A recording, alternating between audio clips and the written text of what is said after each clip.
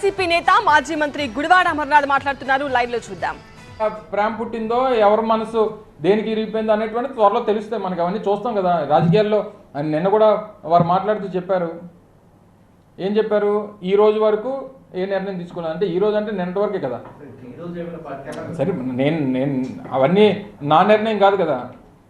So ఏదేమైనప్పటికీ మనసు విరిగిపోవడానికి లేకపోతే ఇంకోటి అయిపోవడానికి వైఎస్ఆర్ కాంగ్రెస్ పార్టీలో ఉన్నంతకాలం అత్యంత కీలకమైనటువంటి స్థానాల్లో వారు పనిచేశారు. సరే, వారు మాట్లాడినప్పుడు ఢిల్లీలో మాట్లాడినప్పుడు నేను ఇంక రాజకీయం మాట్లాడదలుచుకోలేదు, వ్యవసాయం మాత్రమే చేస్తానని చెప్పారు. సరే, అలాగే అనుకున్నాం. మరి నిన్నటి పరిస్థితులు అయితే దానికి భిన్నంగా కనిపించాయి నాకైతే. సో నిన్న భిన్నంగా కనిపించిన తర్వాత ఈ కొత్త మాటలన్నీ మనసు ఇరిగిపోయింది, లేకపోతే ఇంకోటి అయింది అన్న తర్వాత ఇంకో మీద ప్రేమ పుడితేనే మనసు ఇరిగిపోవాలి. మరి అంటే నా వ్యక్తిగతమైనటువంటి అభిప్రాయం. అది మరి నాకేం తెలుసు, నేనేం చెప్తాను? నువ్వు ఎవరిని ప్రేమిస్తున్నావు నాకేం తెలుసు చెప్పు. నేను జగన్మోహన్ రెడ్డి గారిని ప్రేమిస్తున్నాను. మరి నేను ఆయన ప్రేమిస్తున్నాను, నేను అది చెప్పగలను. కానీ నువ్వెవరిని ప్రేమిస్తున్నావు నేనే చెప్తాను. మరి నేను ఎప్పుడు వినలేదు ఆ డైలాగ్.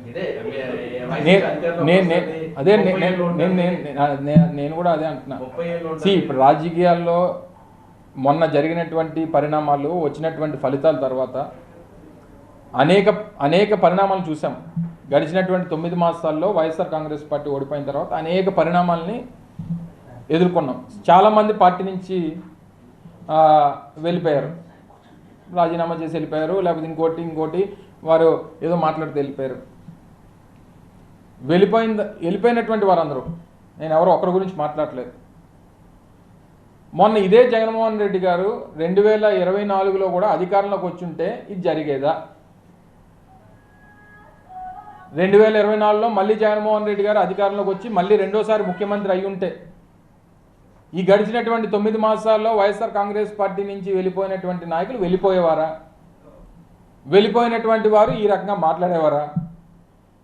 ఈ రకంగా జగన్మోహన్ రెడ్డి గారి మీద మాట్లాడేవారా?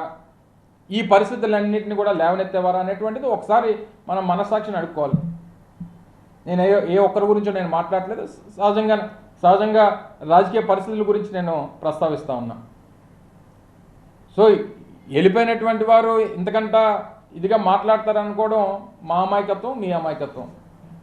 అదే సార్, అసలు వ్యవసాయం చేసుకుంటా ఉంటారు కానీ ఒకవైపు మీకు సాయం చేసేటట్లే కనిపిస్తున్నారు, ఇంకోటి అంటారు. ఎందుకంటే జగన్మోహన్ రెడ్డి అధికారంలో రావాలని కోరుకుంటున్నారట కదా. ఎవరన్నారు? నేను అది వినలేదు. అదే ఢిల్లీలో అన్నారు, ఢిల్లీలో అన్నట్టుగా చూసాను. అదే నేను ఇందాక కూడా చెప్పింది అదే. ఢిల్లీలో వారు మాట్లాడినటువంటి మాటలకి నిన్న విజయవాడలో మాట్లాడినటువంటి మాటలకి చాలా వ్యత్యాసం కనబడింది అనేటువంటిది నా అభిప్రాయం.